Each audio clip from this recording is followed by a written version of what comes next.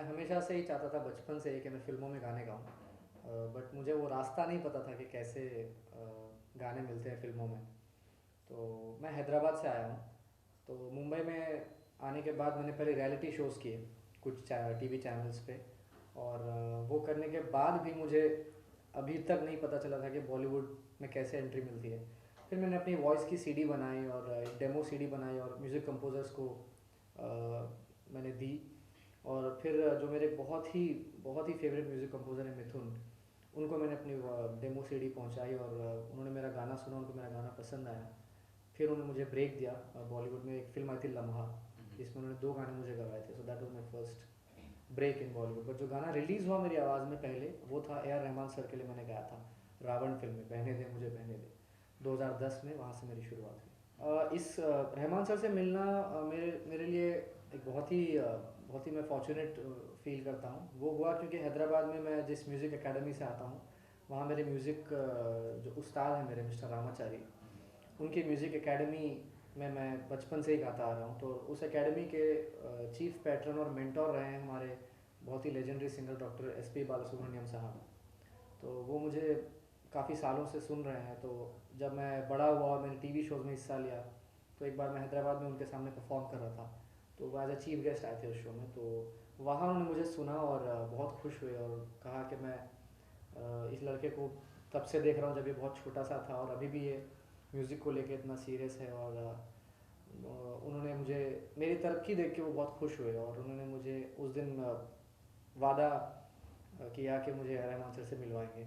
उस तरह से मैं रहमान सर से मिला। ये पता नहीं, क्योंकि फैमिली में मेरे कोई ऐसा म्यूजिशियन नहीं है, कोई सिंगर या कंपोज़र ऐसा कोई नहीं है। बट मुझे बहुत ज़्यादा शौक रहा है बचपन से ही गाने का, म्यूज़िक का।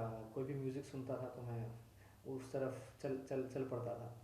तो वैसा रहा है। But at the same time studies का बहुत इंपॉर्टेंस रहा है मेरे फैमिली में।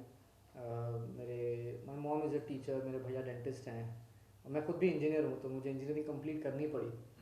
और उसके बाद मैंने अपने डैड से कहा कि अब बस, अब मैं और इंजीनियरिंग और पढ़ाई और जॉब नहीं कर सकता।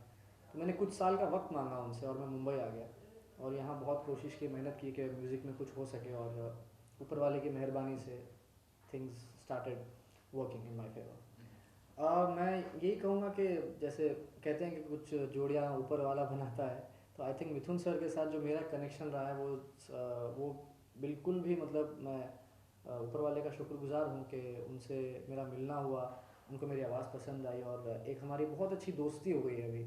और एक अलग ही एक रिलेशन हो गया उनके साथ मेरा, एक म्यूज़िक कंपोज़र और सिंगर से भी ऊपर एक दोस्त, एक भाई की तरह मैं उनको लेता हूँ। और वो भी मेरे गाने से बहुत खुश होते हैं। वो कहते हैं कि उनके गाने को, उनकी कॉम्पोजिशन को जिस तरह मैं समझ के गाता हूँ, वो उनको बहुत ज़्यादा पसंद है। तो और उस एसोसिएशन का लोगों ने भी बहुत मज़ा लिया है। काफ़ी फिल्मों में लम्हा और मर्डर 2 में फिर मोहब्बत, यारियाँ में बारिश और बंजारा, एक विलन, तो ऐसे कई अच्छे गाने आए हैं और आगे भी आएंगे इंशाल्लाह। प्रेम रतन धन पायो में मेरा जो गाना है वो है जब तुम चाहो। और ये एक बहुत ही नॉटी सॉन्ग है, इसमें बहुत नोक झोंक चल रही है सलमान भाई और सोनम कपूर के बीच में। तो इसका वीडियो भी रिलीज़ हो चुका है और लोगों का बहुत ही पॉजिटिव रिस्पांस आ रहा है इस वीडियो को।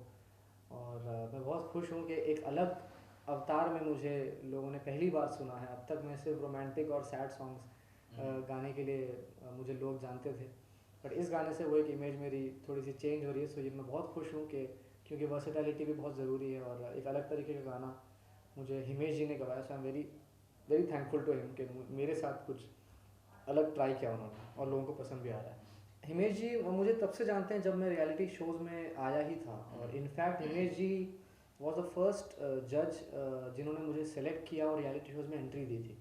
तब तक मेरा मुंबई में और टीवी इंडस्ट्री से, मुंबई से कोई कनेक्शन नहीं था मेरा। तो ये भी बहुत बड़ी एक कोइंसिडेंस है, डेस्टिनी कह सकते हैं आपके। उनके उनके ज़रिए मैं मुंबई में आया, रियलिटी शोज़ में आया और फिर वहाँ से मेरी एक जर्नी स्टार्ट हुई थी।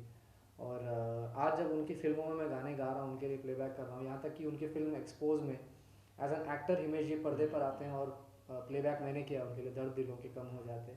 तो ये भी एक बड़ा कोइंसिडेंस है। और हिमेश जी की बहुत अच्छी बात यह है कि वो बहुत ट्रस्ट करते हैं किसी सिंगर पे। अगर वो गवाते हैं गाना जैसे मुझे गवाते हैं तो बहुत ट्रस्ट करते हैं और पूरे भरोसे के साथ पूरा हिम्मत देते हैं कि आप अच्छे से अच्छा गाओ।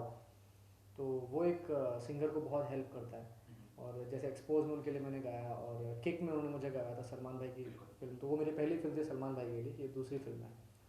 तो मैं यही कहूँगा कि बहुत एक्साइटेड था मैं जब मुझे पता चला कि प्रेम रतन में मेरा गाना आने वाला है। इट्स अ ह्यूज फिल्म और बहुत बड़ा बैनर है राष्ट्रीय प्रोडक्शंस का।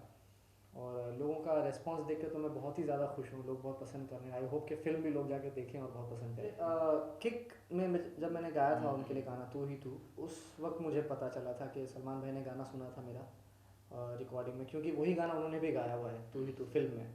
एक मेरा वर्जन है और एक सलमान भाई का वर्जन है। तो हाँ, मुझे पता चला था कि सलमान भाई ने मेरा वर्जन सुना और उनको बहुत पसंद आया था। और उन्होंने कहा था कि बहुत इनोसेंस है इस लड़के की आवाज़ में, और ही लाइक माई वॉइस अलॉट। तो मुझे बहुत खुशी हुई कि उनको पसंद आया। और आई थिंक वही बात है कि प्रेम रतन में भी मुझे गाना मिला है। तो आई थिंक वही रीज़न है। एंड अच्छा है, आई एम वेरी हैप्पी। और लोगों को जब तक बहुत ज़्यादा पसंद आ रहा है तो इससे अच्छी कोई बात नहीं हो सकती।